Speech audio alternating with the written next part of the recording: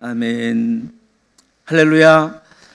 오늘 2부 예배 오신 여러분들에게 오늘도 주님의 예배하시는 은혜가 충만히 임하시기를 축원합니다. 옆에 계신 분들을, 앞뒤에 계신 분들과 인사하겠습니다. 주님의 이름으로 사랑하고 축복합니다.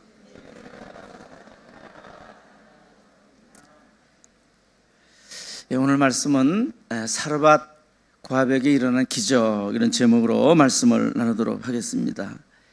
우리 지난 시간에 이어서 엘리야 선지자가 가장 이스라엘의 악한 왕 아합 왕 시대에 활동을 시작을 했습니다.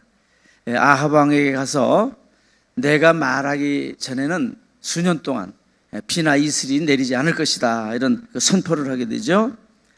이 아합 왕은 아주 가장 악한 왕으로 이제 알려져 있습니다. 그리고 결혼을 좀 잘못했다고 그랬죠. 그의 아내가 이세벨이라고 하는 여인인데 시돈 왕 엣바알의 딸입니다. 아주 우상단지입니다. 그래서 그 아내가 이제 시집으로 와서 이 아합 왕과 같이 이스라엘을 어떤 나라로 만들었냐면 우상의 나라로 만들었습니다. 하나님이 세우신 그런 나라인데, 물론 그 전에 왕들도 그 여로보암의 길을 걸었습니다. 그래서 잘못을 행하긴 했지만 이 아합 왕 시대는 완전히 나라를 바알 우상과 아세라 그 여신을 섬기는 나라로 만들어버리고, 그리고 하나님을 믿는 사람들을 다 잡아 죽이고 선지자들을 다 잡아 죽이는 그런 일을 했습니다. 엘리야는 그런 그 악한 그 아합 왕 앞에 목숨을 걸고 나가서 담대하게 하나님의 심판을 이제 선포를 했습니다. 하나님께서는 그 선포를 한 이 엘리야에게 그리 시내가에 가서 숨으라고 명령을 하셔요.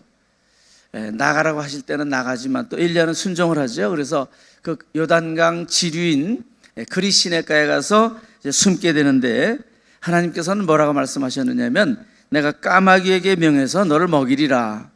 이 까마귀는 날짐승입니다. 시체 또 썩은 건 먹는 그런 그 짐승입니다. 그런데 하나님께서는 특히 그런 그 부정한 짐승을 통해서 아침 저녁으로 떡과 고기를 날라다 이 엘리야가 먹고 살도록 그렇게 하셨습니다. 우리 하나님의 섭리는 참 놀랍죠. 우리나라의 그 영안모자의 백성학 그 회장님이 계신데, 여러분이 잘 모르는 분도 계시리라 생각을 합니다.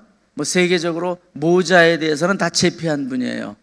지금 18개의 회 법인이 있고, 뭐 지게차, 버스 이런 사업으로 2017년 총 매출이 23억 불 되는 그런 그 회사입니다.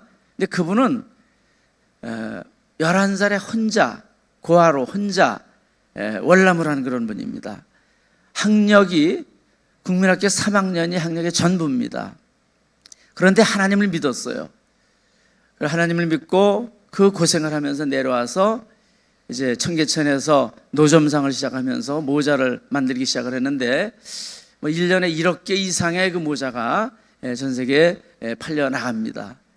그분의 간증에 보니까 아무도 없이 그 11살 어린 소년이 남한으로 이제 피난을 오는데 먹을 게 없잖아요. 먹을 게 없이 그저 사흘 길을 굶어가면서 이렇게 내려왔답니다.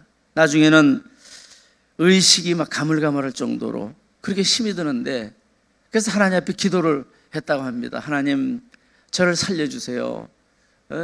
저를 살려주세요. 저를 도와주세요. 그리고 기도를 하고 오다가 보니까 그 앞에 무슨 신문지가 있더래요. 신문지로 뭐 싼 거 있더래요. 그래서 가서 그걸 봤는데 말라버린 그런 그 찐빵이 2개가 있더랍니다. 놀라운 일이죠. 그래서 그걸 먹고, 그리고 또 사흘을 또 굶는데 또 하나님 앞에 기도를 했더니 그 전방에 앞에 뽕나무예요. 뽕나무. 우리 오디 열매가 열리는 그 뽕나무가 있는데 그 열매가 주렁주렁 달려있더라는 거예요. 그래서 그것을 먹고 이분이 죽지를 않고 그리고 살아왔다고 하는 그런 간증을 읽은 적이 있습니다. 요즘 국민일보에 부산 세계로교회 손현보 목사님이라는 분의 간증이 실리는데, 그분은 1년에 1000명씩 세례를 주는 그런 그 교회로 아주 유명한 그런 그 교회 담임자입니다. 그분은 경남 김해에서 태어났는데 아버지가 4살 때 돌아가셨어요. 극심한 가난에 고생을 하고 그러면서 어려서 교회를 나가기 시작을 했습니다. 집안에서는 또 핍박이 심하고 그 형은 뭐 낫을 들고 교회 가면 죽이겠다고 뭐 그럴 정도로 덤빈 적도 있고 그런 상황 속에서도 이제 믿음의 생활을 했는데 목사가 되기로 결심을 하고 이분이 그 고3 때 신학대학의 시험을 치렀답니다. 그래서 합격을 했는데 돈이 없는 거예요. 등록 날짜는 다가오는데 뭐 자기는 만 원도 없고 그래서 좀 잘 사는 삼촌에게 찾아가서 부탁을 드렸더니 뭐 이런 지하에 거절하더랍니다. 안 된다고, 못 한다고. 그래서 마음이 너무 답답해서 그 근처에 있는 불현사라는 절이 있대요. 그 절. 오래전에 친구하고 놀러 갔었는데 그 스님이 자기를 보더니 동자승 하라고 그러더래요. 자기 보고. 그래서 자기는 목사가 될 거다 그랬더니 그러냐고. 그럼 나중에 그럼 놀러나 와라 그러더래요. 그래서 마치 갔다가 그분을 만나서 인사를 드렸답니다. 그랬더니 이것저것 물어보시는 거예요. 그래 어떻게 지내느냐, 학교는 어떻게 되느냐. 그래서 지금 신학대학 시험을 치렀습니다. 합격은 했냐? 합격을 했습니다. 그럼 등록은 어떻게 되느냐? 등록은 아직 못하고 있습니다. 그랬더니 그분이 그 등록금이 얼마나 되느냐고 물어보더래요. 그래서 그 당시 한 60만 원이랍니다. 그래서 60만 원 정도 됩니다. 그랬더니 잘 놀다 가라고. 그리고 거기서 그저 바람 좀 쏘이고 이렇게 지내다가 나중에 이제 내려오라고 하는데 거기 일하는 아줌마가 그 자기 스님을 좀 만나보고 가라고 그러더래요. 그래서 가서 인사를 드렸더니 봉투를 내미는데 그게 등록금이더랍니다. 60만 원. 그러면서 그럼 가서 예수 잘 믿고 나중에 부처가 되거라 그러더래요. 그래서 이분은 스님이 돈을 대서 신학 공부를 하는 겁니다. 근데 신학교 등록만 했지 또 먹고 살 길이 막막해요. 아무것도 없어요. 그러니까 또 절에 갔대요. 그러면서 사정을 얘기를 했더니 다락방을 내주는데 그곳에서 숙식 제공해주고 용돈도 주고 간식까지 주고 간식을 주는데 49제를 지내면 그 뭐 비싼 과일들을 이렇게 사서 차려놓고 제사를 지낸답니다. 그걸 갖다 주기에 안 먹었대요. 이 제사 지낸 음식이라고. 그랬더니 그 다음부터는 제사 지내기 전에 먼저 이 손흥민 목사님 거를 따로 빼서 갖다 주면서 먹였다는 겁니다.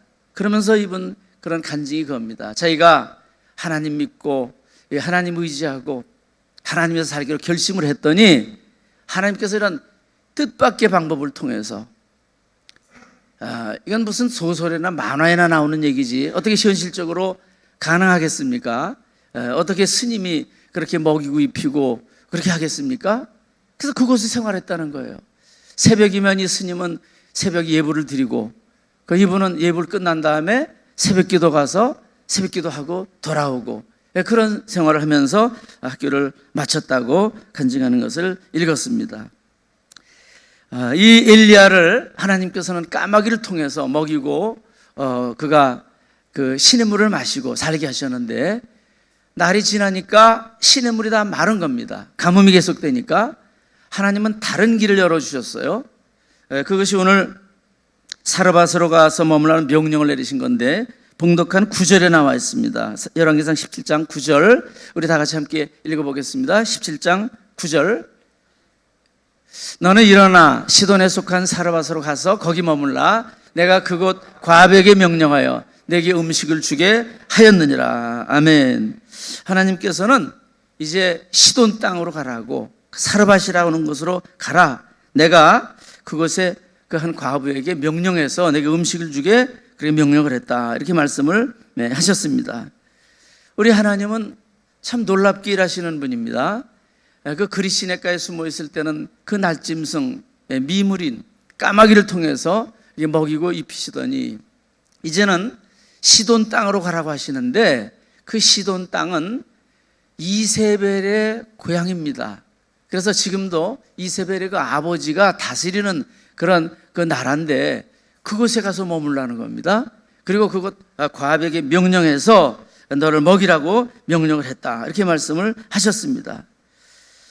지금 그 이스라엘 나라는 하나님 믿는 사람들을 다 탄압하고 선지자들을 다 죽이고 그런 일을 하는데 하나님께서는 이 엘리야를 번쩍 들어다가 그 이세벨의 고향 땅에다가 어떻게 보면 그 적의 심장부라고 할 수 있는 그런 곳에 데려다가 그곳에서 보호해 주시고 그곳에서 먹고 살게 그렇게 해 주신 것입니다. 참 하나님이 하시는 일은 놀랍습니다. 모세는 바로 왕이 남자애들 태어나면 다 죽이라고 할 때 태어났죠. 그 부모가 너무 잘생겨서 숨겨서 키우는데 점점 목소리가 커지고 울음소리가 커지니까 숨길 수가 없어서 할 수 없이 갈대 상자에 넣어서 나일강에 뛰어보내잖아요. 그를 발견하는 게 바로의 공주입니다. 그래서 그 바로의 공주가 뭐 자기는 처녀니까 유모를 구하는데 유모를 친엄마가 유모 노릇을 하게 되고, 그리고 그 바로의 왕궁에서 보살핌 받고 그곳에서 교육도 받고 자라나게 됩니다. 이 바로는 유대인들 남자애들을 다 죽이려고 했는데, 또 다 죽이는 것인데, 하나님은 오히려 그 심장부에다가 그 궁궐에다가 이 보호처를 마련해 주셔가지고, 그래서 모세가 그곳에서 보호받고 자라나게 하셨습니다. 이 하나님 너무 멋쟁이 하나님 아니십니까? 너무 놀라운 일이죠. 우리 하나님께서는 지금도 또 그런 역사를 이 엘리야에게 하신 것입니다. 그래서 이 우상 숭배 본산인 그런 걸 시돈 땅으로 보내신 것이죠. 이 아합 왕은 좀 우유부단한 왕이에요. 보면 가장 악한 왕인데, 그가 그렇게 가장 악한 왕이었던 이유가 장가를 잘못 들어서 그렇습니다. 그 아내 때문에 그래요. 보통 남자들이 여자의 말을 잘 듣습니다. 대부분, 안 그런 사람도 있지만. 그리고 또 여자분들이 좀 강해요. 그래서 남자가 좀 착한 남자도 악한 여자 만나면 악해집니다. 예? 또 좀 그 악한 남자라고 할지라도 또 착한 아내를 만나면 또 좀 착해지기도 해요. 다 그런 건 아닙니다. 우리 신앙생활에도 그래요. 신앙생활에도 남자가 신앙이 없는데 여자가 믿음이 좋으면 그 믿음을 따라가는 경우가 많이 있습니다. 그 안 따라가는 사람은 천연기념물이에요. 특별한 분입니다. 그런데 남자가 믿음이 좋고 여자가 믿음이 없을 때는 잘 안 따라가요. 여자분들이. 다 그런 건 아닙니다. 이것도 대부분 이제 그런 것을 볼 수가 있습니다. 그래서 그 아내를 봐야 되는 게 중요하지요. 우리 결혼할 때도 보면은 그렇죠? 아빠만 보는 게 아니라 엄마를 봐야 되고, 뭐 교회 목회자도 그렇습니다. 교회 중직 세울 때도 그렇습니다. 꼭 그 아내를 봅니다. 아내가 어떤지. 우리 한 나라의 대통령을 세울 때도 아내를 봐야 돼요. 아내가 어떤 사람인지 참 중요합니다. 그래서 그 아내 때문에 아합은 죄를 짓고, 아합은 지도자이기 때문에 아합이 죄를 지니까 나중에 자기 집안 다 망합니다. 다 죽습니다. 그런데 나라도 어려움을 당하게 되는 거죠. 나라까지도 그 어려움을 당하고 고통을 당합니다. 이 이세벨은 아합을 충동을 해서 이제 우상의 나라를 만들고 하나님을 섬기는 종들을 다 이제 잡아 죽였습니다. 복 있는 나라는 하나님의 종들을 존경하고 예우합니다. 그런데 이 복이 없는 나라는 하나님의 종들을 잡아 죽입니다. 뭐 북한이 그래요. 공산화되고 난 뒤에 제일 먼저 목사님과 장로님들을 다 죽였습니다. 그러니까 나라가 저렇게 되죠. 우상의 나라를 만드니까. 미국은 뭐 옛날과는 다르지만 그래도 아직까지도 그 목사님들을 예우해 주는 편이에요. 미국이 뭐 과거에는 잘했습니다. 그러니까 또 복을 받았죠. 이스라엘은 이렇게 왕이 잘못을 하니까 나라가 어려움을 당해서 3년 반 동안 가뭄이 들었어요. 가뭄이 들어서 비도 오지 않고 이슬도 내리지 않고 얼마나 고통을 당했겠습니까? 아마 많은 사람도 죽지 않았을까? 많은 목축들이 죽지 않았을까? 그렇게 생각을 합니다. 이 지도자의 책임입니다. 성경에 보면 아간 한 사람이 범죄를 했습니다. 그 여리고성을 함락할 때 그곳에 있는 건 모든 것 다 하나님께 바치는 거라고 했는데 자기가 훔쳤어요. 금덩어리, 은덩어리를 훔치고 신할산 외투를 훔치고, 그것으로 인해서 가족이 다 돌에 맞아 죽습니다. 자식들도 그 아버지 때문에 그렇게 고통을 당합니다. 아브라함이 복을 받으니까 하나님 말씀에 순종해서 복을 받았더니 그의 집안 종들까지 복을 받아요. 또 후손들까지 다 복을 받는 그런 역사가 나타났습니다. 우리 가정도, 교회도, 나라도 마찬가지입니다. 오늘 이 자리에 앉으신 우리 여러분들은 여러분들 때문에 여러분들의 가정에 대를 이어서 복을 받는 그런 역사가 일어나게 되기를 주의 이름으로 축원합니다. 여러분들이 주위에 있는 사람까지도 복을 받는 그런 은혜가 임하게 되기를 축원합니다. 오늘 하나님은 이 사르밧 과부에게 명령을 하셨습니다. 엘리야를 먹이라고. 근데 어떻게 명령을 하셨는지 그런 내용은 설명되어 있지를 않습니다. 그런데 중요한 것은 이 과부는 이 과거에 우리 성경에도 나와 있습니다. 약자의 대명사예요. 그래서 고아와 과부는 의지할 곳 없고 누가 도와줄 사람 없고 보살펴줄 사람도 없고 그 경제력도 없고 아주 살기 힘든 그런 사람들이 고아와 과부인데, 하나님께서는 미물인 까마귀를 통해서 엘리야를 먹여 살리시더니 또 이제는 그 사르밧에 있는 가난하고 힘없는 그런 과부를 통해서 엘리야를 먹여주셨습니다. 지난 시간에 말씀드렸던 것처럼 우리 하나님의 역사는 미련한 자를 들어서 지혜 있는 자를 부끄럽게 하시고, 또 이 가난한 자를 들어서 부자를 부끄럽게도 하시고, 약한 자를 들어서 강한 자를 부끄럽게 하시는 분이 바로 하나님이십니다. 우리 하나님께서 이런 명령을 엘리야에게 내리셔서 엘리야가 이제 드디어 그 시내를 떠나서 그리 시내가를 떠나서 이제 시돈 땅으로 가게 됩니다. 우리 오늘 본문에 봉독한 17장 10절입니다. 우리 같이 읽겠습니다. 17장 10절. 그가 일어나 사르밧으로 가서 성문에 이를 때에 한 과부가 그곳에서 나뭇가지를 줍는지라. 이에 불러 이르되 청하건대 그릇에 물을 조금 가져다가 내게 마시게 하라. 아멘. 성문에 가까이 갔더니 한 여인이 있는데 나뭇가지를 줍고 있는 그런 한 여인을 만나게 됩니다. 그래서 이 엘리야가 요청을 해요. 물을 좀 한 모금만 좀 달라고.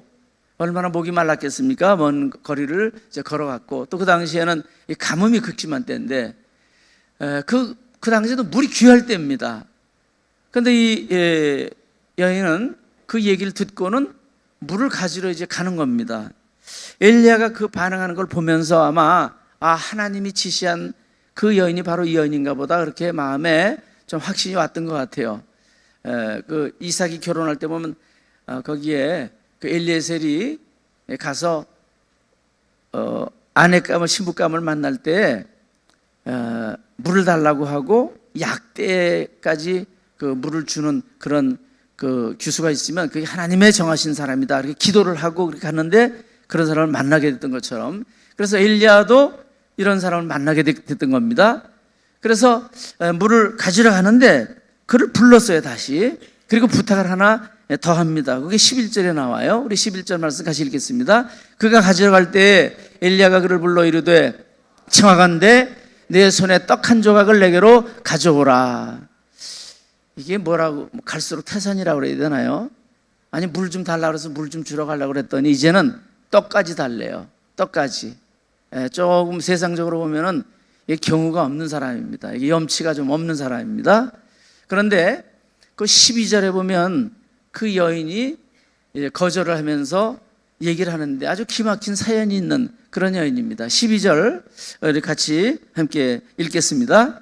그가 이르되 당신 하나님 여호와께서 살아계심을 두고 맹세하노니 나는 떡이 없고 다만 통에 가루 한 움큼과 병에 기름 조금뿐이라. 내가 나뭇가지 둘을 주워다가 나와 내 아들을 위하여 음식을 만들어 먹고 그 후에는 죽으리라. 아멘. 그 여인이 대답을 합니다. 당신은 하나님 여호와의 살아계심을 두고 맹세하노니 난 떡이 없습니다. 그 엘리야 외모도 조금 좀 특이합니다. 털이 많고 또 가죽옷을 입고, 그리고 그 엘리야를 보면서 하나님의 사람이었다는 것을 여인이 이제 알았다는 걸 여기서 알 수가 있죠.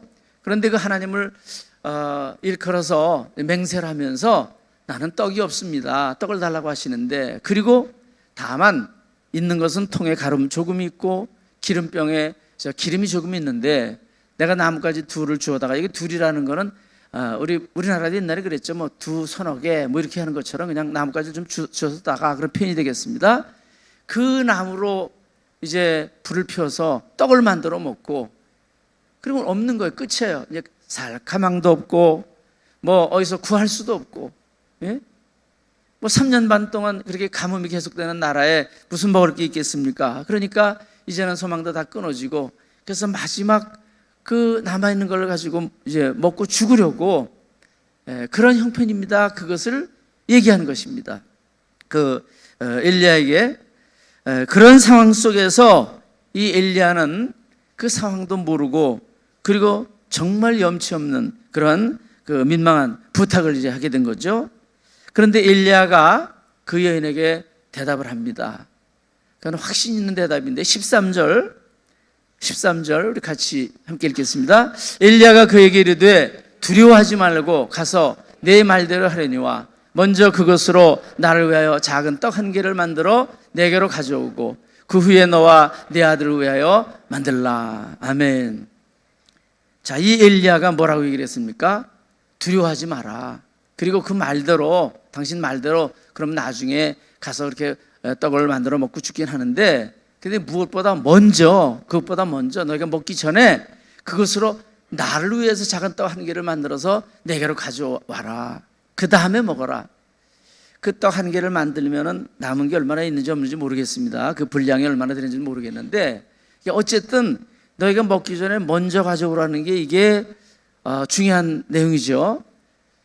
이건 뭐 세상적인 상식으로 우리가 이해하기가 도저히 어려운 그런 이야기입니다.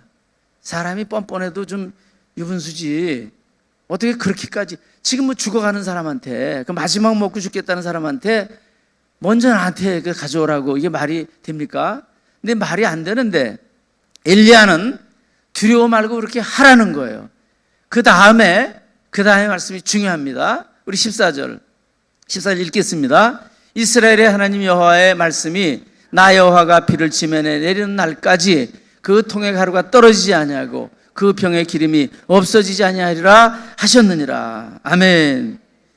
그렇게 말하는 이유가 있습니다.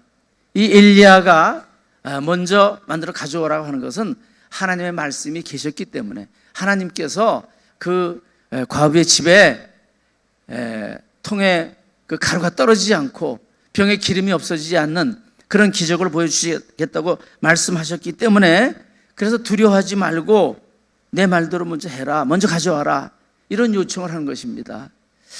그 하나님의 말씀이 있었으니까 엘리야 쪽에서는 이해가 되지만, 그러나 그 여인은 어떻게 반응할지 잘 모르는 거죠. 이런 얘기를 세상 사람들에게 한다면 세상에서는 전혀 이해할 수 없는, 그건 뭐 욕이나 먹어야 되죠. 어떻게 그런 말도 되지 않는 그런 요구를 할 수가 있겠습니까? 그러나 엘리야는 하나님의 약속을 믿었기 때문에 두려워하지 말라고 얘기하고, 먼저 그것을 만들어서 나에게 가지고 오라. 하나님께서 이런 약속을 주셨다고 얘기를 합니다. 염려하지 마라, 두려워하지 마라, 현실을 두려워하지 말고 미래를 두려워하지 말고 하나님 말씀이 있으니까 그 말씀에 순종하라고 하는 것입니다. 이 가루 한 움큼은, 그 기름은 그 여인의 전부입니다. 전부. 그 전부를 요구하는 거나 마찬가지예요, 사실은. 예? 우리 하나님은 때로 우리에게 그런 요구를 하실 때가 있습니다. 하나님께서 우리에게 뭘 달라고 하실 때가 있어요. 그러면 우리는 이해하기 좀 어렵죠. 우리의 상황도 있고 우리 형편도 있는데 어떻게 하나님께서 그런 말씀을 하실까? 그러나 하나님께서 하시는 그런 일을 보면 오늘 이 여인도 마찬가지입니다. 그를 굶어 죽이시려고 하는 게 아니고, 그의 것을 빼앗으려고 하시는 것이 아니고, 그의 믿음을 시험하시고 그에게 복을 주시기 위해서 이러한 요구를 하셨다는 것을 알 수가 있습니다. 우리 아브라함 같은 경우는 100살의 아들을 주셨잖아요. 100살에 얼마나 귀한 아들입니까? 근데 그 아들을 또 바치라고 하셔요. 번제로 잡아 바치라고 하셨습니다. 아브라함의 믿음을 시험하신 것입니다. 아브라함은 믿음으로 그 시험에 통과할 때 더 큰 은혜와 복을 받는 주인공이 되었습니다. 우리 성경에 보면 하나님은 우리에게 돈도 없고 가난한데 11조를 바치라고 하셔요. 11조. 이 11조에 대해서도 지금 많은 분들이 논란이 있습니다. 그래서 그거는 율법이기 때문에 할 필요가 없다. 지금 시대는 옛날과 다르다. 뭐 여러 가지 얘기를 하는데 그건 율법이 아닙니다. 성경에 보면 율법이 아니고 우리 11조를 드린다고 하는 거는 우리가 물질을 드리는 것이지만 거기에 의미는 어떤 의미가 있냐면 하나님 저는 제 힘, 제 능력으로 살지 않고 하나님의 은혜로 사는 사람입니다. 그 고백이에요. 그 고백이 바로 11조를 드리는 것입니다. 또 11조는 하나님 천하바다 위에 내 생명을 구원해 주신 하나님의 그 은혜에 감사합니다. 그런 감사의 표현이에요. 또 우리 11조는 하나님께서 말씀하셨기 때문에 순종하면 내 모든 사람을 책임져 주신다고 하셨기 때문에 제가 그 말씀에 순종합니다 하는 그런 고백의 결단입니다. 우리 11조를 통해서 하나님은 우리를 곤경에 빠뜨리시는 분이 아니고 빼앗으시는 분이 아니라 그걸 통해서 더 큰 내 복을 주시려고 하시는 분이 하나님이십니다. 어떤 분이 그러한 글을 상담을 하는 것을 제가 글을 읽었는데 유학하는 그런 분인데 참 가난합니다. 그런데 결혼을 해서 아기가 있는데 그 아기가 분유를 먹어요.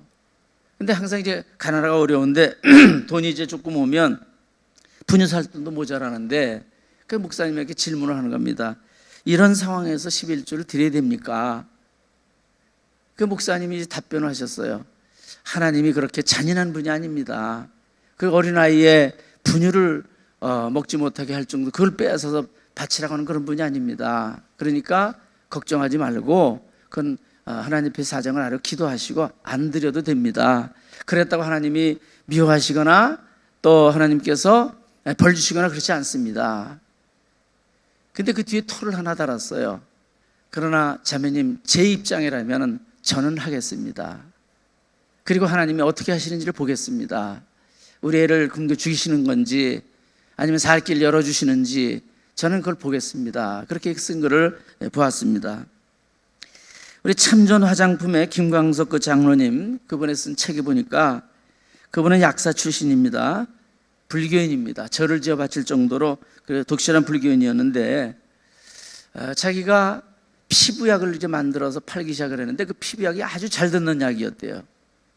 소문이 나고 잘 팔리니까 옆에 그 약국에서 자기도 좀 팔게 해달라고 그러더랍니다. 그래서 별 생각 없이 그걸 이제 만들어서 넘겨줬는데 누가 신고를 하는 거예요. 이게 걸린답니다. 허가도 받지 않고 그런 약을 만들어서 팔면은 법에 걸린대요. 8억 원의 벌금이 나왔어요.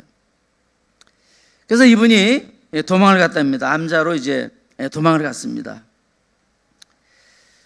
6개월 동안 도피 생활을 이렇게 하는데 하루는 누군가가 신문을 갖다가 이렇게 놨대요.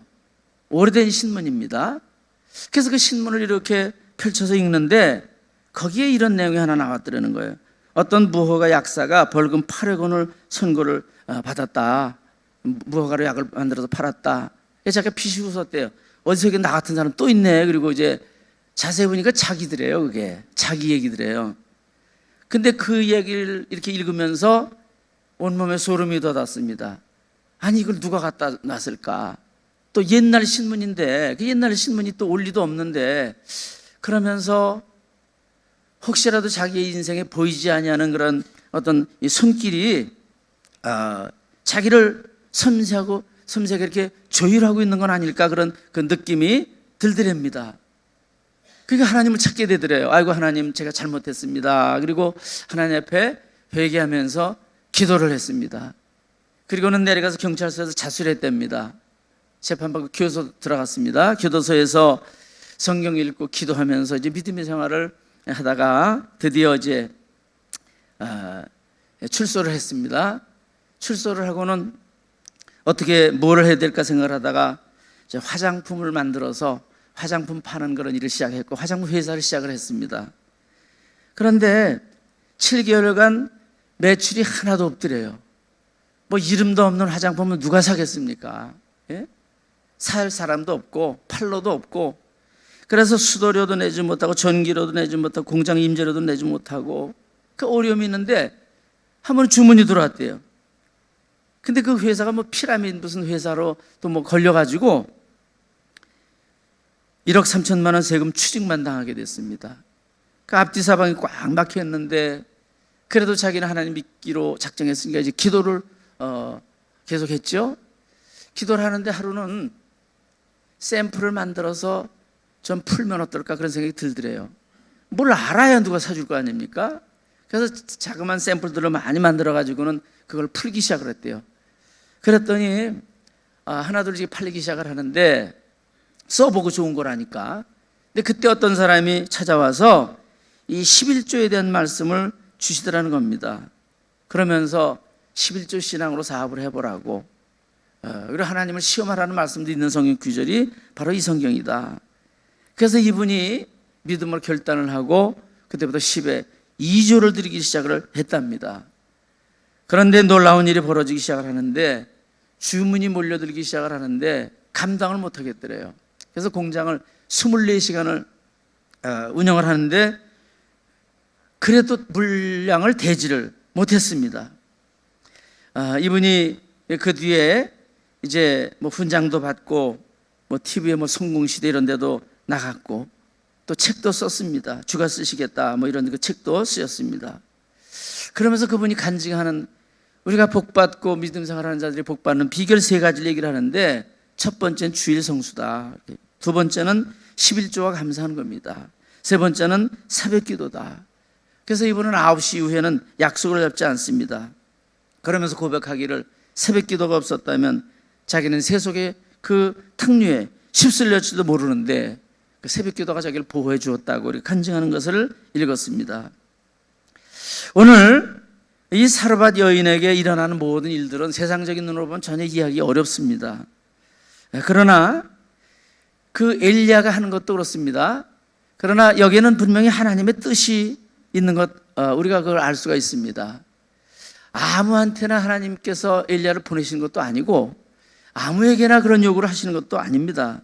하나님께서 복 주시려고 작정한 사람, 선택한 사람, 그 사람에게만 하나님이 보내시고 그 사람에게 요구한다는 사실을 우리가 알아야 됩니다.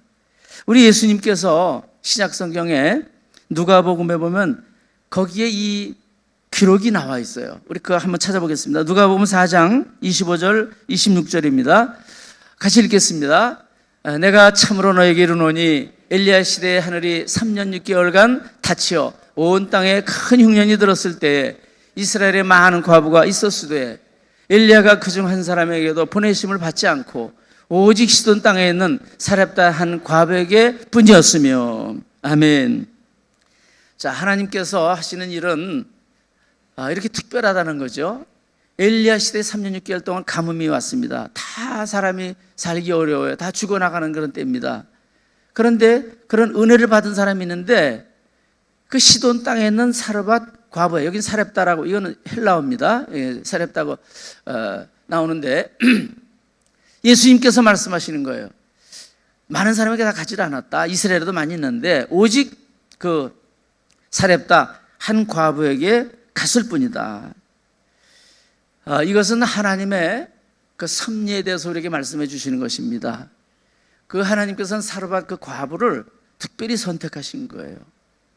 그건 하나님의 은혜입니다. 그래서 엘리야를 보내주신 겁니다. 그리고 그에게 그 무리해 보이는 그런 요구를 하시는 것도 우리 하나님께서는 그를 시험하시는 거예요. 그에게 복 주시기 위해서 그런 요구를 하시는 것입니다. 오늘 이 자리에 앉아있는 저와 여러분들은 내가 예수님을 선택을 했고 내가 교회를 선택을 했고 내가 믿음 생활하는 것처럼 그렇게 생각할지 몰라도 이거는 만세전에 하나님의 섭리 속에서 선택하셨고 하나님께서 작정하신 그런 일입니다. 이 자리에 앉아있는 게 그게 그냥 대수롭지 않아 보이죠? 그렇지 않습니다. 예? 아무나 올 수 있는 자리가 아닙니다.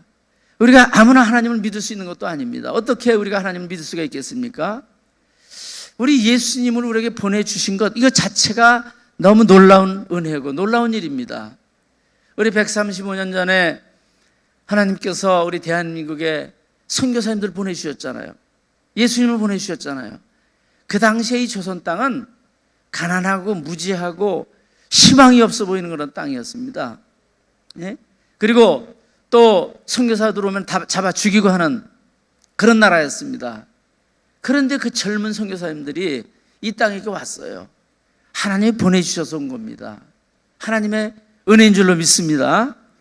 여러분, 오늘 우리에게 예수님이 오신 것, 여러분들에게 예수님이 오셔서 예수님을 믿게 하신 것, 이게 은혜예요. 은혜. 우리는 은혜가 아니면 우리가 이 자리에 있을 수도 없고 구원받을 수 없습니다. 하나님의 자녀가 될 수가 없습니다.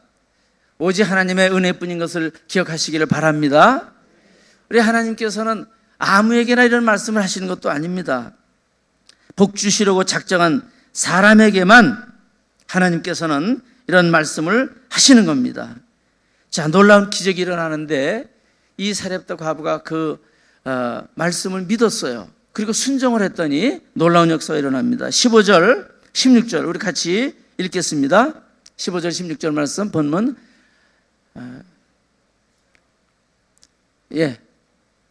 읽겠습니다. 그가 가서 엘리야의 말대로 했더니 그가 엘리야 식구가 여론을 먹었으나 여호와께서 엘리야를 통하여 하신 말씀같이 통의 가루가 떨어지지 아니하고 병에 기름이 없어지지 아니하니라. 아멘. 그가 가서 엘리야의 말대로 하였더니 그 엘리야가 하나님 말씀을 전해주면서 먼저 떡을 만들어 나에게 가져오라. 그래서 그 먼저 떡을 만들어서 드렸더니 그와 엘리야와 그의 온 식구가 여러 날 먹었으나, 여기 보면 식구가 이게 나와 있는데 엘리야도 또 그 과부도 그 아들이 있어요. 그 다음에 보면 아들이 나옵니다. 아들도. 그런데 여기 가족이라는 의미가 일가 친척까지 포함이 됩니다. 원어의 뜻에 보면. 그래서 이 사르밧 과부 때문에 그 가정이 살고 엘리야도 물론 먹고 살았고 그 친척까지도 덕을 보는 거예요. 이런 놀라운 그런 역사가 나타납니다. 기적이 나타나는데 통에 가루가 떨어지지 아니하고 병의 기름이 없어지지 아니하니라. 언제까지 그런 일이 일어났습니까? 여러 날 동안, 여러 날 그런 일이 일어났다. 이 여러 날은 우리는 그냥 맨날 그런 의미인 것처럼 되어 있는데 이것은 어떤 기간을 의미해요. 씨를 뿌리면 거둘 때까지 그런 일입니다. 오늘 여기 본문의 의미라면 그 가뭄이 시작됐으면 가뭄이 끝날 때까지 그런 의미예요. 그 끝날 때까지 떨어지지 않았다는 겁니다. 우리는 무슨 한꺼번에 일확천금을 주셔야 기적이라고 그렇게 생각하기 쉬운데 이 가난한 과부의 가정에서 일어난 그런 기적은 그 통에 가루가 떨어지지 않는 기적이에요. 그걸 퍼써도 그대로 채워져 있는 겁니다. 계속 퍼서도 그대로 채워져 있는 겁니다. 기름도 그 기름을 따라서 쓰면 또 그 기름이 채워져 있는 겁니다. 줄지 않는 그런 기적이에요. 비록 그 통의 기름은 작은 것이지만 또 가루가 작은 것이지만 기름도 작은 것이지만 이 떨어지지 않는다는 그런 기적, 이 얼마나 놀라운 그런 은혜요 기적입니까? 우리 여러분들의 삶 속에 끊임없이 주어지는 그런 은혜, 이런 기적, 끊임없이 공급하신 하나님의 사랑, 끊임없이 우리를 돌봐주신 그 은혜가 우리의 사는 날까지 계속되는 그런 은혜가 임하기를 주의 이름으로 축원합니다. 자, 야곱과 에서라는 사람이 있습니다. 야곱과 에서가 부모님으로부터 유산을 물려받았는데 부모님으로부터 물려받은 유산은 소나 양이 아닙니다. 아버지의 축복기도였습니다. 아버지의 축복기도. 그래서 이 야곱은 아버지의 그 축복기도를 받기 위해서, 장자권을 얻기 위해서 형을 속이기까지 했고 나중에 변장하고 들어가서 별미를 만들어서 아버지 축복기도를 받잖아요. 그 축복기도를 받은 야곱은 놀라운 은혜와 복을 받습니다. 그런데 그 에서는 그걸 대수롭지 않게 여겼어요. 장자권도 대수롭지 않게 여겼습니다. 물론 나중에 알아서 복을 받으려고 했지만 그는 복을 받지를 못했습니다. 그래서 이 야곱은 아버지의 축복기도를 받아서 복된 사람이 됐고 자자손손 복을 받습니다. 다윗 왕의 조상이 됩니다. 예수님도 또 이제 거기서 출생을 하게 됩니다. 그러나 에서는 그 기도를 받지를 못했어요. 그리고 축복을 받지를 못했어요. 우리 복에서는 멀어진 그런 사람이 되어버리고 마는 것을 알 수가 있습니다. 여러분, 하나님께서는 아무에게나 하나님 말씀을 들려주는 것도 아닙니다. 오늘 이 사르밧 과부를 선택하셨고 그에게 엘리야를 보내주셨고 엘리야를 통해서 하나님의 말씀을 주셨어요. 이 사르밧 과부는 그 말씀을 귀하게 여겼습니다. 마음으로 받아들이고 아멘으로 받아들였고 그대로 순종했습니다. 그런 믿음의 순종과 결단이 있게 될 때 거기에 기적이 일어나는 겁니다. 여러분, 요즘 시대에 왜 기적이 일어나지 않는지 아십니까? 우리가 믿음으로 살지 않고 과학적인 사고방식으로 살기 때문에 기적이 안 일어나는 겁니다. 과학적인 사고방식은 뭐냐면 눈에 보이면 믿겠다는 거예요. 그런데 성경은 뭐라고 이게 말씀하시냐면 믿으면 볼 수 있다 하시는 겁니다. 믿으면 보인다. 이게 정반대예요. 정반대. 우리는 보여야 믿는 거예요. 그건 과학입니다. 거기에 기적이 일어날 수가 없어요. 그런데 믿음을 우리는 그렇게 생각을 해요. 뭐가 보여져야, 하나님께서 뭔가 나에게 좀 보여주시면 내가 믿고 이렇게 살아가겠습니다. 근데 하나님은 그렇게 말씀하시지 않으셔요. 아니다. 너희가 먼저 할 것이 있다. 그건 먼저 말씀을 귀하게 여기고 말씀을 받아들이고 말씀에 순종해라. 그 결단이 필요하다. 우리는 계속해서 그냥 과학적인 사고방식으로만 살아가려 하기 때문에 우리가 이 기적을 체험하는 그런 주인공이 되지 못하는 것입니다. 하나님의 말씀을 똑같이 받아도 거기에 대한 반응은 다릅니다. 한 귀로 듣고 한 귀로 흘리는 그런 사람이 있습니다. 그러나 나에게 주시는 말씀이라고 받아들이고 아멘으로 받아들이는 사람이 있습니다. 아멘으로 받아들이고 그 말씀에 순종하는 사람이 바로 그 말씀에, 그 선포되는 그 말씀에 주인공이 됩니다. 기적의 주인공이 되는 것입니다. 할렐루야. 여러분, 우리에게 믿음이 필요한 이유가 그겁니다. 우리는 믿음으로 살아야 되기 때문에 그런 거죠. 우리는 믿음으로 살아야 될 사람입니다. 세상의 어떤 그런 과학적인 사고방식으로 살아가는 그런 사람이 아닙니다. 오늘 이 여인은 비록 조금 있는 그런 양식이지만 그러나 그건 자기의 전부입니다. 그것을 먼저 하나님께 드릴 때 우리 하나님의 놀라운 역사가 나타나게 됐다고 하는 그런 사실을 우리가 기억하면서 우리의 믿음을 키우고 우리 하나님 말씀 아멘으로 우리가 받아들이고 그리고 믿음으로 순종할 때에 우리 하나님의 놀라운 역사 체험하게 될 줄로 믿습니다. 마가복음 6장 33절에 그런즉 너희는 먼저 그의 나라와 그의 의를 구하라. 그리하면 이 모든 것을 너희에게 더하시리라. 우리 하나님의 택하심을 우리가 감사하게 여기시고 우리 예수님이 우리에게 찾아오신 것이 기적이요 은혜요 축복입니다. 하나님 말씀이 우리에게 들려지는 것이 우리에게는 은혜요 축복입니다. 하나님의 그런 축복의 기회입니다. 우리 하나님의 나라에 우리가 믿음으로 결단하시면서 그 믿음으로 하나님의 기적을 체험하고 우리 하나님 축복의 주인공으로 살아가시는 우리 성도들 되시기를 주의 이름으로 축원합니다. 우리 다 같이 내가 지금 사는 것 주의 크신 은혜라 우리 찬양 부르신 다음에 우리 믿음 없이 살았던 것을 용서해 주시옵소서. 우리 항상 하나님의 은혜로 살아감을 깨닫고 감사하게 도와 주시옵소서. 그리고 믿음으로 고백하며 결단하며 살 수 있는 삶이 되게 해 주시옵소서. 우리 함께 기도하는 시간을 갖겠습니다. 우리 찬양하겠습니다.